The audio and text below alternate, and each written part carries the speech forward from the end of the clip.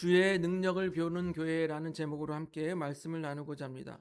특별히 출애굽기 14장 13절을 올 한 해 우리 교회 주제 성구로 정하였습니다. 그리고 우리 교회 주제가 한 해 주제가 표가 주의 능력을 보는 교회입니다. 우리는요 하나님을 믿는 사람들입니다. 그런데 여러분, 보이지 않는 하나님을 어떻게 믿을 수 있을까요? 여러분, 하나님 보셨어요? 예, 보이지 않는 하나님을 어떻게 믿을 수 있을까요? 그런데 여기 하나님을 능력을 체험한 한 아이가 있습니다. 엘리베이터에 갇혔는데요, 그 아이가 믿음을 가지고 하나님 앞에 기도하였더니 엘리베이터가 열리는 거예요. 그 아이는 잠시 놀라더니 빠르게 엘리베이터를 빠져나갑니다. 제가 말씀드리는 것보다 한번 보시는 게 좋을 것 같아요. 거기 유튜브로 가서 제가 바로 해놨어요. 보세요.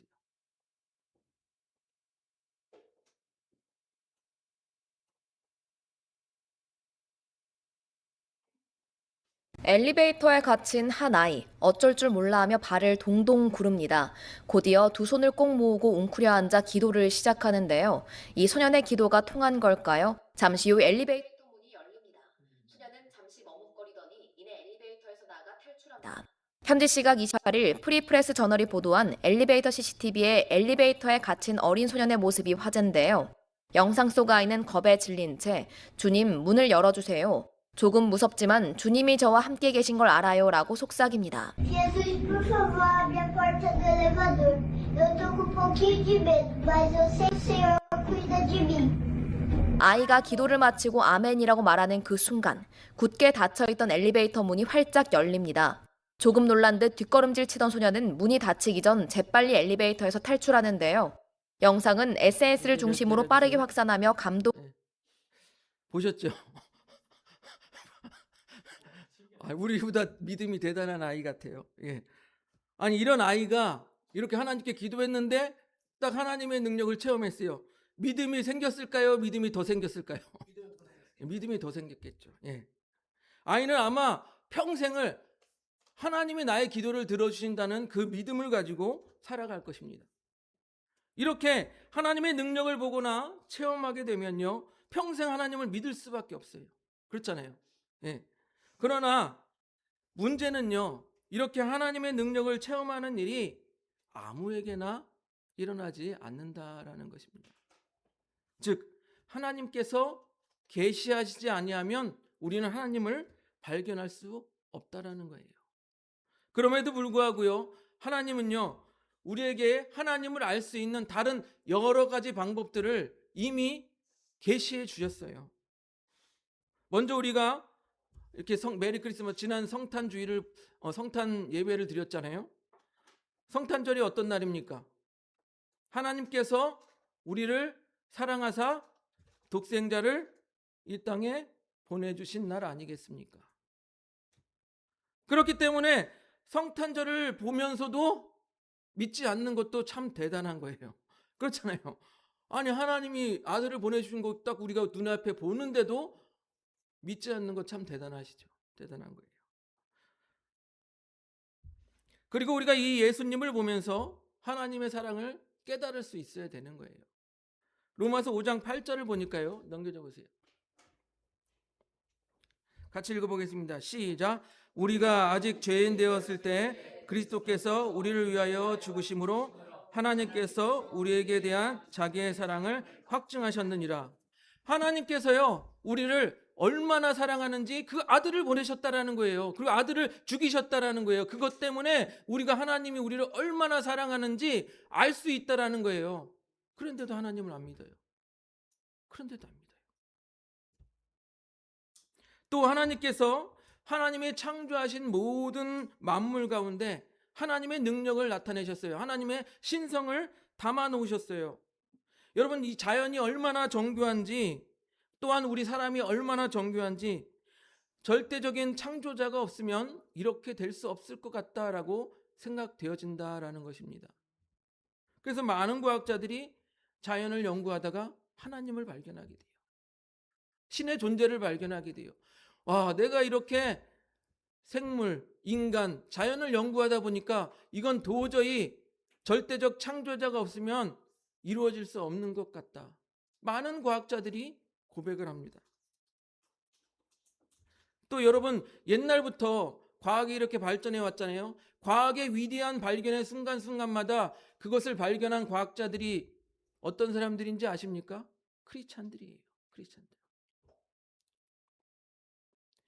우리 로마서 1장 20절을 보겠습니다. 넘겨줘 보세요. 같이 읽어보겠습니다. 시작. 창세로부터 그의 보이지 아니하는 것들 곧 그의 영원하신 능력과 신성이 그가 만드신 만물에 분명히 보여 알려졌나니 그러므로 그들이 핑계하지 못할지니라. 아멘. 여러분, 이렇게 모든 만물 가운데 하나님의 능력이 담겨 있고 하나님의 신성이 담겨 있는데 그거를 발견하지 못한 것, 핑계치 못할지니라. 예. 믿지 않는 것도 신기한 거예요. 여러분, 사람이 왜 자연을 보고 와 아름답다, 와 대단하다, 왜 그래요? 하나님께서 자연을 창조하시고 뭐라 그랬어요? 좋았더라라고 하셨지 않습니까? 우리가 조금만 관심을 가지고 이 세상을 돌아보면요, 우리는 분명히 하나님의 능력을 발견할 수밖에 없습니다. 그리고 하나님을 믿을 수밖에 없는 거예요. 그런데 앞에서 말씀드린 것처럼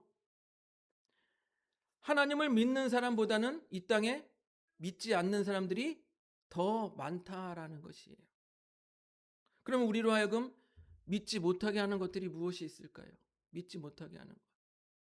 첫째로 저는요, 하나님보다 환경을 크게 보는 그 시각 때문에 그렇다라고 생각합니다. 한번 따라해 보실까요? 하나님보다 환경이 크게 보이기 때문입니다. 예. 바로 오늘 말씀의 이스라엘 백성이 처한 현실이 바로 그렇습니다. 하나님보다 현실이 더 크게 보이는 거예요. 출애굽기 14장 10절을 보니까요, 넘겨줘 보세요. 같이 읽어보겠습니다. 시작. 바로가 가까이 올 때 이스라엘 자손이 눈을 들어 본즉 애굽 사람들이 자기들 뒤에 이른지라. 이스라엘 자손이 심히 두려워하여 여호와께 부르짖고. 예. 여러분, 이스라엘 백성들이요, 이집트에서 노예 생활하면서 하나님 앞에 부르짖었어요. 우리 힘들어 죽겠습니다. 그랬더니 하나님께서 모세라는 지도자를 보내셔서 이스라엘 백성을 이 이집트에서 탈출시켜 주셨습니다. 그런데 눈앞에는 홍해가 가로막고 있어요. 어떻게 건너지? 그러고 있는데 뒤에서는 이집트 군대들이 쫓고 있는 거예요. 그럼 여러분, 어떤 상황이에요? 앞에는 홍해가 가로막혀 있고 뒤에는 이집트 군대가 쫓아오는 진퇴양난의 상황에 빠져버린 것입니다. 여러분, 사람들이요, 이렇게 진퇴양난의 상황에 빠지면 어떻게 돼요? 자포자기 하게 돼요. 포기하게 되는 거예요. 절망하게 되는 것입니다. 그리고 어떤 마음이 생깁니까? 마음에 두려움이 생겨요. 내가 이렇게 해서 여기서 끝나겠구나. 내가 여기서 망하는구나. 죽겠구나. 이스라엘 백성도 똑같이 생각합니다. 이제는 죽었다라고 절망을 하는 거예요. 그들이 절망하여 모세를 원망합니다. 넘겨줘 보세요. 14장 11절 같이 읽어보겠습니다. 시작. 그들이 또 모세에게 이르되 애굽에 매장지가 없어 당신이 우리를 이끌어내어 이 광야에서 죽게 하느냐? 어찌하여 당신이 우리를 애굽에서 이끌어내어 우리에게 이같이 하느냐? 아멘. 애굽에서 매장지가 없어서 당신이 우리를 이끌어내어 이 광야에서 죽게 하느냐? 이 말에서 여러분 무엇을 느낄 수 있습니까? 바로 이들이 포기한 마음을 느낄 수 있지 않습니까? 이제는 우리 죽었구나. 우리를 죽게 하느냐? 우리가 죽었구나라는 마음이 가득한 거예요. 이스라엘 백성은요, 자신들이 지금 처해 있는 환경을 보고 그냥 절망한 거예요. 우리는 죽겠다. 여러분, 근데 이것을 반대로 한번 생각해 보시기 바랍니다. 반대로 말하면 그들은 자신들이 처한 환경은 크게 보이지만 자신들을 이집트에서 인도해내신 하나님은 눈에 보이지 않는 것이에요. 환경은 크게 보이고 하나님은 보이지 않는 거예요. 여러분, 우리도 이스라엘 백성과 같을 때가 얼마나 많이 있습니까? 재정적으로 어렵고 건강이 좋지 않고 또 나를 도와주는 사람도 없고 주변 환경을 보면 내가 도저히 일어날 힘이 없을 것 같을 때 이 환경은 크게 보이는데 나를 도우시는 하나님은 보이지 않는 거예요. 우리도 똑같을 때가 있어요. 이런 경우 우리는 어떻게 합니까? 하나님보다 내 주어진 환경, 그것을 더 크게 봅니다.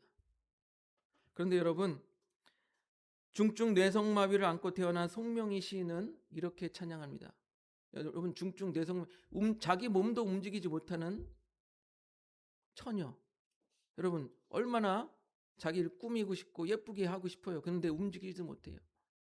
그런 처녀가 이런 시를 지었습니다. 나 가진 재물 없으나, 나 남이 가진 지식 없으나, 나 남에게 있는 건강 있지 않으나, 나 남이 없는 것 있으니, 나 남이 못 본 것을 보았고, 나 남이 듣지 못한 음성 들었고,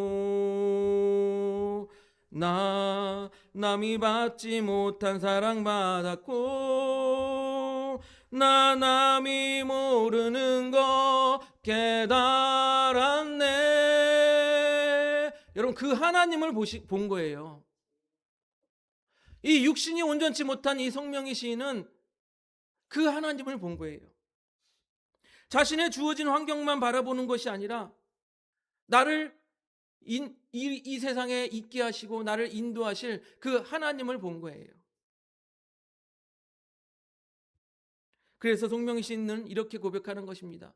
나는 남이 못 본 것을 보았다라고 고백하는 것입니다. 여러분, 지금 이스라엘 백성들도 진퇴양난의 상황입니다. 그래서 절망하여 이제는 우리가 죽겠다라고 말하고 있는 상황이에요. 하지만 그 환경만을 바라보고 있으면 하나님의 능력을 보지 못하는 거예요. 여러분, 더욱이 이스라엘 백성들은 어떤 사람들입니까? 출애굽할 당시 10가지 재앙이 있었어요. 그 10가지 재앙으로 이집트를 어떻게 하나님이 치셨는지 본 사람들이 바로 이스라엘 백성들이에요.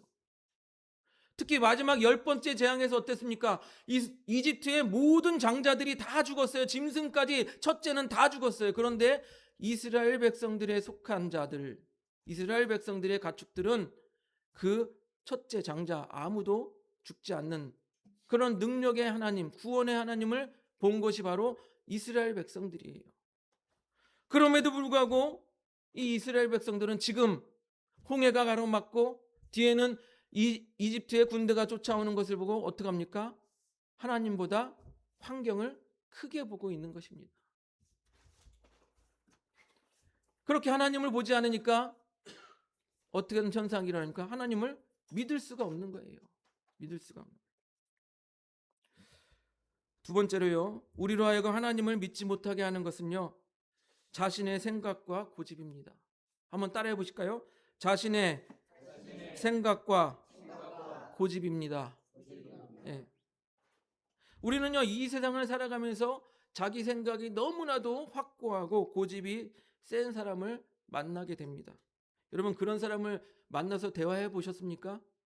도저히 복음을 전할 수 없을 것 같아요. 도저히 하나님을 믿을 것 같다는 생각이 안 드는 사람들이에요.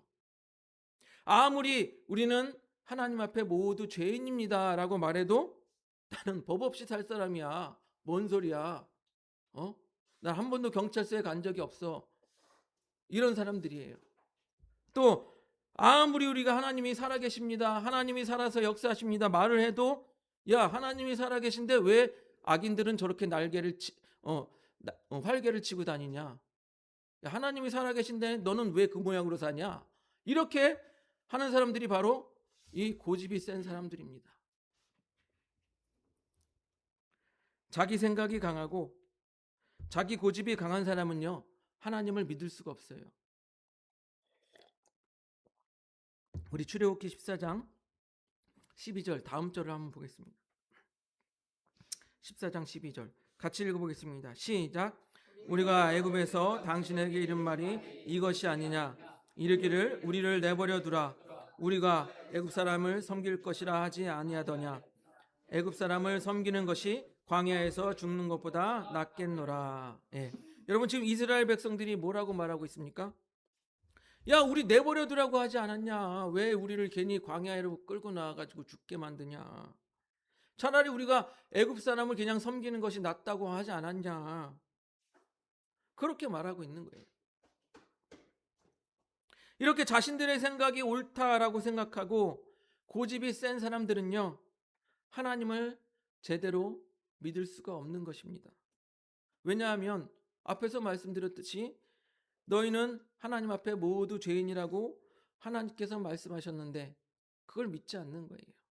우리 로마서 3장 23절을 보세요. 넘겨줘 보세요. 같이 읽어보겠습니다. 시작.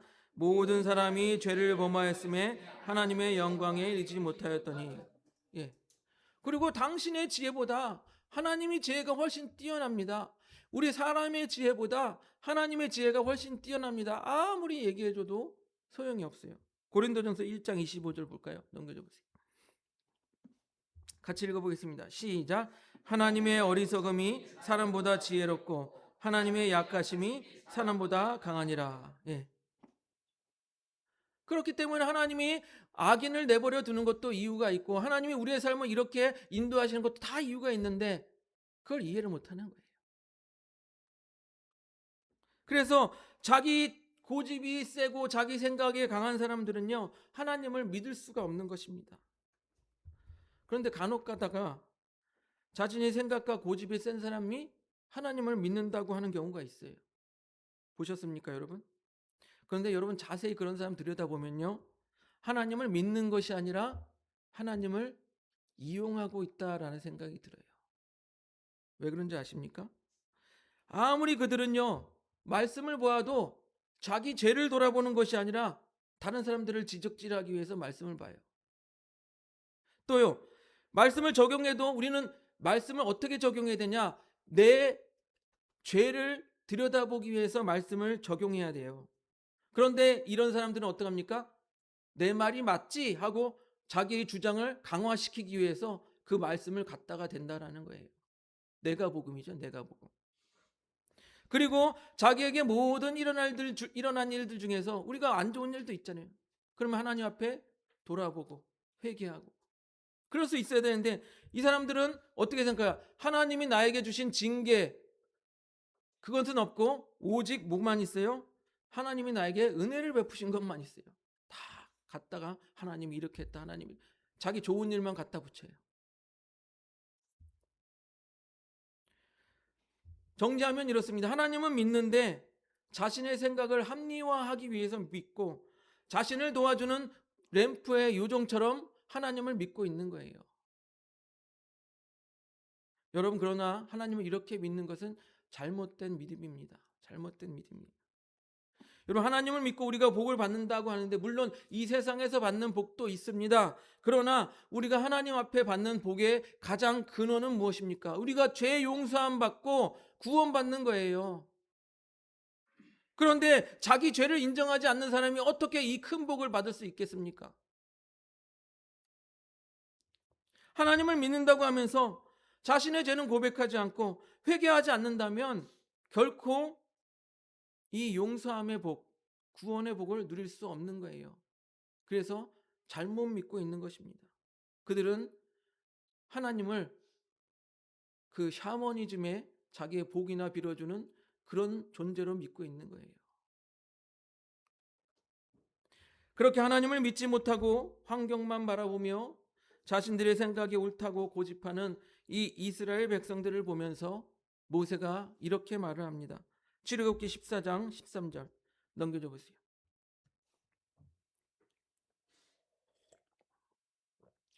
같이 읽어보겠습니다. 시작.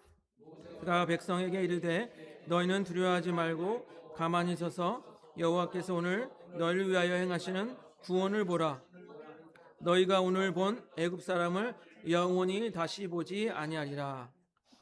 모세가 뭐랍니까? 이렇게 환경을 보고 두려워하지 말라라고 합니다.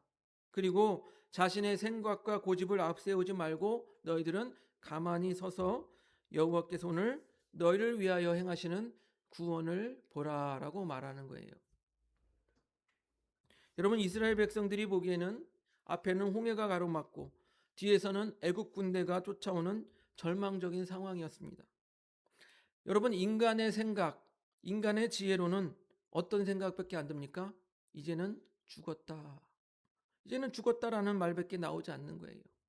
하지만 여러분, 하나님의 지혜, 하나님의 능력은 한이 없어요. 제한이 없어요. 바로 사람이 도저히 생각하지도 못한 일을 행하십니다. 바다를 가르시는 거예요. 홍해를 가르시는 거예요. 여러분 많이 성경을 보지 않았다면 여러분 바다를 가를 거라고 생각을 할 수 있었을 것 같아요? 여러분이 만약 이 성경에 홍해를 가른 사건을 알지 못했다라면 감히 바다를 갈라서 우리가 걸어갈 거라는 생각을 할 수 있을 것 같아요? 도저히 사람의 지혜로는 할 수 없는 일을 하나님이 행하신다라는 거예요. 그래서 하나님은요, 바다를 가르시고 이스라엘 백성을 이 바다를 육지같이 걷게 하셔서 건너게 하십니다. 그리고 뭐라고 말씀하셨습니까? 오늘 본 애굽 사람을 영원히 다시 보지 아니하리라 하시는 말씀처럼 그 뒤를 쫓아오는 병거와 말과 군대를 하나님께서 바닷물을 다시 흐르게 하셔서 모두 물에 수장되어 죽게 하십니다. 그 말대로 된 거예요. 영원히 볼 수 없게 된 것입니다. 사랑하는 성도 여러분, 우리는 하나님을 제대로 믿고 있는 것일까요? 혹시 주변 환경을 보니 너무 두려워서 하나님을 못 보고 있지는 않습니까? 혹은 나의 생각과 나의 고집 때문에 하나님을 보지 못하고 있는 것은 아닙니까? 하나님께서는요, 분명히 우리에게 하나님을 계시하셨어요. 아까 말씀드린 이 모든 사람이 알 수 있게 계시한 것도 있고 여러분 각자에게 하나님께서 특별하게 계시한 것들도 있을 것입니다. 그렇기 때문에 우리는요, 이 하나님을 발견하고 하나님을 믿고 있는 거예요. 지금 하나님은 그래서 믿고 있는 거예요. 그런데 하나님을 믿고 잘 살아간다고 생각하면서도 간혹 우리도 똑같은 죄를 범합니다. 환경이 너무 커 보이고 나에게 처해진 이 상황이 너무 커 보여서 그 두려움 때문에 하나님을 보지 못하는 그러한 때가 우리들도 있다라는 거예요. 또는 때로는 신앙생활을 너무 오래 하다 보니까 내 생각과 내 고집이 너무 세서 하나님의 생각과 하나님의 뜻을 발견하지 못하고 있을 때가 있다라는 거예요. 예로요, 여러분 무리를 걸었던 베드로를 보세요. 베드로는요, 무리를 걸어오시는 예수님을 보고 뭐라고 말합니까? 주여, 만일 주님이시거든 나를 명하사 무리로 오게 하소서. 주님께서 그래 오라 명하셨어요. 그랬더니 믿음이 생겨서 무리를 걸어갔어요. 걸어가지네. 그런데 바람이 불고 바다를 보니까 두려움이 생기는 겁니다. 그래서 어떻게 됐습니까? 물에 빠져버렸어요. 마태복음 14장 30절 보겠습니다. 넘겨보세요. 같이 읽어보겠습니다. 시작. 바람을 보고 무서워 빠져가는지라 소리질러 이르되 주여 나를 구원하소서 하니. 여러분 이렇게 환경을 보니까 두려움이 생기고 믿음이 사라지는 것입니다. 자신을 오라 하신 예수님이 보이지 않는 거예요. 두려움이 가득한 거예요. 여러분 또한 주님을 보지 아니하고 두려움이 가득하니까 어떻게 돼요? 무리를 잘 걷다가도 어떻게 돼요? 능력이 사라지고 물에 빠지는 거예요. 또 우리는 주님의 뜻을 가로막았던 베드로의 모습을 알고 있습니다. 주님께서 제자들에게 내가 예루살렘에 올라가서 장로들과 제사장들과 서기관들에게 많은 고난을 받고 죽임을 당하고 제3일에 살아나야 할 것이다 라고 말씀을 하셨어요. 그런데 이것은 무엇입니까? 하나님의 계획이잖아요. 하나님이 예수 그리스도를 통하여서 인류를 구원하시고자 하는 하나님의 계획이에요. 그런데 베드로는 자신의 생각과 다르다고 어떻게 말합니까? 16장 22절 마태복음 16장 22절 넘겨줘 보세요. 같이 읽습니다. 시작.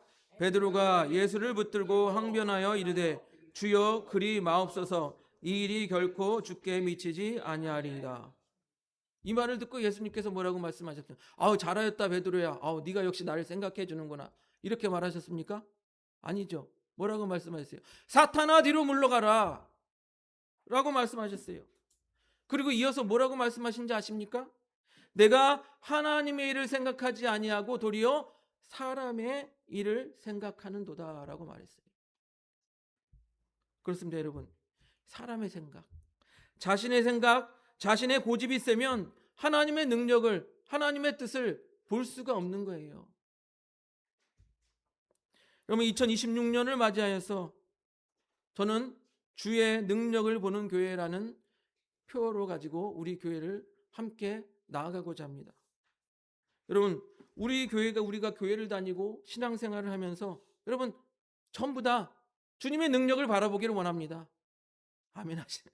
주님의 능력을 바라보기를 원합니다. 예. 특히 2026년은 우리의 삶 가운데 더욱이 주님의 능력을 보기 원하고요. 또한 우리 하늘봄 교회 가운데서도 주님의 능력을 보기를 원합니다. 그렇게 우리가 주의 능력을 보기 위하여 환경을 보지 않고 주님만 바라보기를 원합니다. 또한 자신의 생각과 자신의 고집을 버리고 오직 주님의 뜻만을 생각하는 한 해가 되기를 바랍니다. 그렇게 주님의 능력을 보는 우리 하늘봄교회 성도님들이 되시기를 주님의 이름으로 축복드립니다.